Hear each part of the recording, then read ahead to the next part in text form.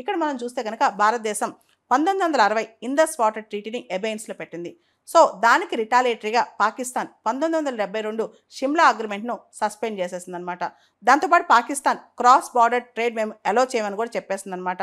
మనకు తెలుసు కొన్ని సంవత్సరాల క్రితం మసూద్ అజర్ ఈయన్ని ఇంటర్నేషనల్ టెర్రరిస్ట్గా గుర్తించమని ఇండియా ఐక్యరాజ్య సమితిని కోరితే చాలా సంవత్సరాలు పట్టింది ఆయన గుర్తించడానికి. చాలా సందర్భాల్లో చైనా మసూద్ అజర్ ఇంటర్నేషనల్ టెర్రరిస్ట్గా గుర్తించే తీర్మానాన్ని ఆపేసిందనమాట పాకిస్తాన్కి సపోర్ట్గా. ఇండియా 1997లోనే CCIT comprehensive convention on international terrorism అనేది సమగ్రంగా టెర్రరిజం గురించి డీల్ చేసే ఒక కన్వెన్షన్ అనమాట. అది ఇంతవరకు ఐక్యరాజ్య సమితి అడాప్ట్ చేసుకోలేదు. దానికి ప్రధానమైన కారణం ఏంటంటే అసలు టెర్రరిస్ట్ అంటే ఎవరు, టెర్రరిస్ట్ డెఫినేషన్ మీదే చాలా పెద్ద డిస్కషన్ జరిగింది. ఒక దేశానికి తీవ్రవాది, ఇంకో దేశానికి ఫ్రీడమ్ ఫైటర్ కదా అని చెప్పి ఒక మాట అనమాట. ఇప్పుడు ఎవరైతే పహల్గామ్లో టెర్రర్ అటాక్ చేశారో పాకిస్తాన్లో కొంతమంది అధికారులు వాళ్ళు ఫ్రీడమ్ ఫైటర్స్ అని పిలుస్తున్నారనమాట. అంటే టెర్రరిస్టులు కూడా ఫ్రీడమ్ ఫైటర్స్ అయిపోయారు. కాబట్టి అసలు టెర్రరిస్ట్ అంటే ఎవరు అనే డెసిషన్ మీదే ఇంతవరకు అంతర్జాతీయంగా ఒక స్టేట్మెంట్, ఒక డెఫినేషన్ అంటూ లేదు.